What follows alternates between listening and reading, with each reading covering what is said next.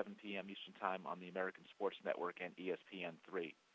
Coach, thank you for joining us on the call this afternoon. If you would take a minute to tell us how your preseason preparations have gone as you go into the opener against Towson, please.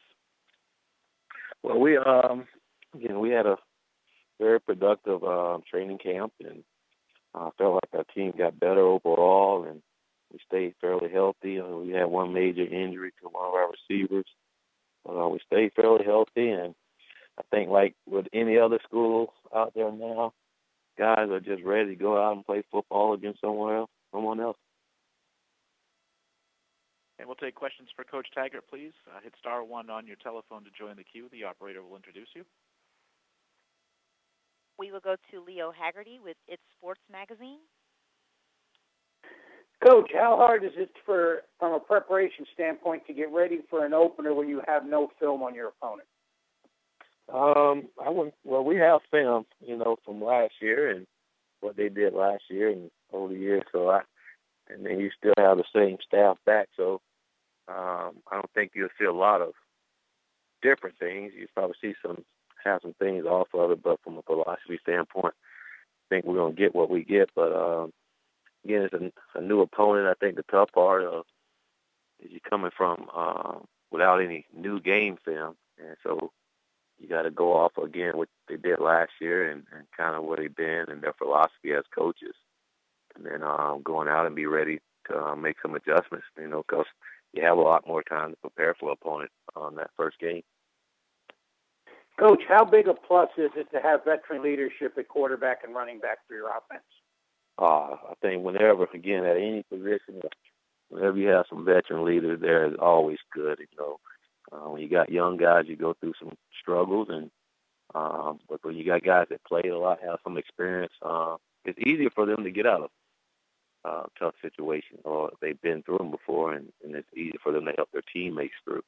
But especially at those key positions like quarterback, and having Marlon back at running back, it always helps.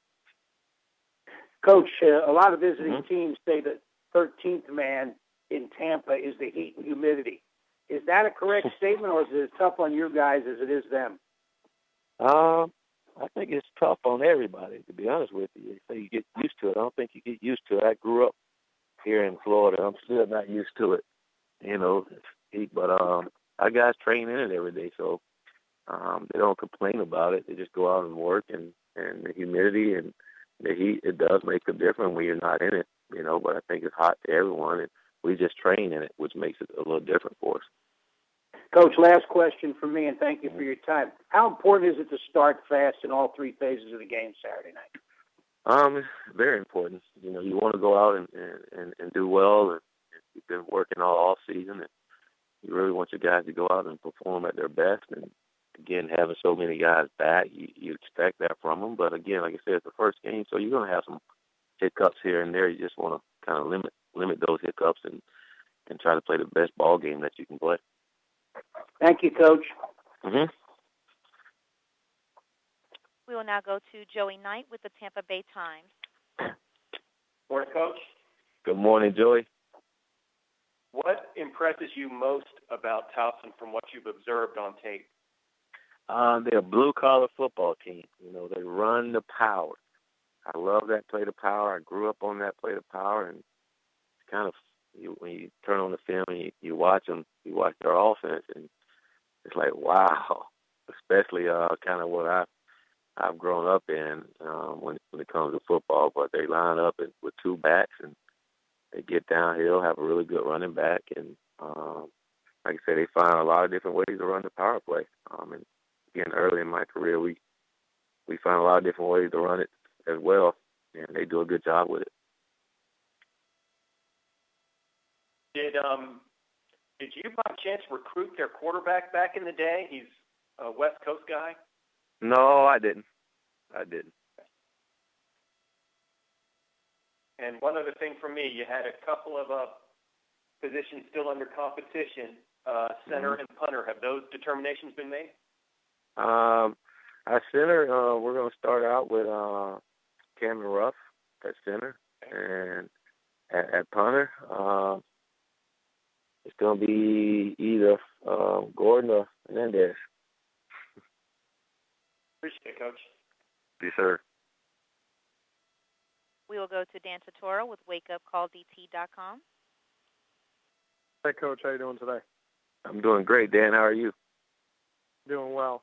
Just to speak on Marlon Mack and just what he's been to this team and what you've seen coming through the fall and obviously as he goes on to this campaign with the NFL in the future, obviously a title in the American, and hopes for him and his work week to week, just what you can say about Marlon Mack and his ability.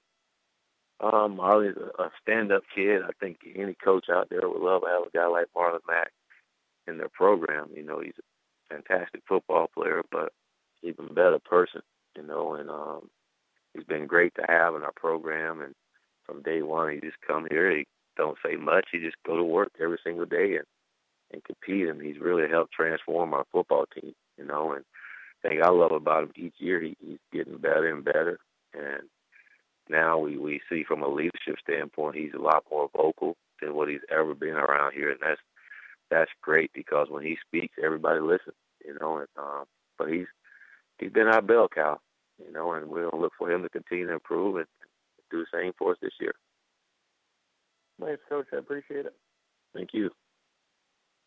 We'll go to Chris Torello with Bright House Sports Network.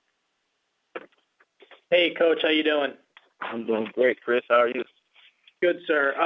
Tom Herman was on earlier talking about his matchup with Oklahoma, and other teams in the conference are also setting up to play big opponents early on in their schedules. What does that say about, you know, this conference and these teams, just their confidence level playing against these top-tier opponents and where they see the American going? Well, I think every team in the American Conference feel like they're a top-tier team as well, you know, and some of these schools we call top tier is more by tradition than anything, you know. But I think if you just look over the last couple of years with our conference, we've gone toe-to-toe with a lot of these schools, you know, and each and every week you can win a ball game. Any team can win a ball game. You got to come ready to play that week, and I think every team in this conference feel like they can go get it done, you know. But we know we got to be at our best, just like they do as well. And, Coach, just final from me, just the whole, you know, preparing early on, whether it be at Towson or FSU, that helping you prepare for your conference opponents and just, you know, what looks to be a pretty strong American Conference this year. How does that help you? I mean, it helps. I mean, each game you can get before you play in the conference is going to help. You know, as you start the season off, you actually probably make the most improvement from game 1 to game 2, you know, and guys understanding how to play the game and get in rhythm to get going, you know. So each game helps, you know, and it helps too because you get to see more film on them and what they're doing as well. So, but at the end of the day, it comes down to that day whenever you play, whomever it is, to be ready to roll. All right, Coach. Thanks. We'll see you Saturday. Thank you. We will now go to Chuck Mueller with USF Oracle. Coach, good afternoon. How you doing? I am doing excellent, Chip. How are you? I'm doing well. In between classes, so I'm doing well. I'll be brief as well, so I appreciate your time. You returned the majority of your core. I got Augie and Quentin and Marlon and go on and on. What's really the biggest difference you see from this 2016 group from the group you left in Miami in 2015? You got some new faces in some places, and again, it's a new team, and I don't think the 2016 team is going to think like the 2015 team did, you know. So that by itself is going to be different. And again, our team last year showed that they can play with some of the best. Now this team hasn't shown anything yet, and we're looking to see what it's going to do starting Saturday. How are they going to go out and perform and see if we can be better than what we were last year.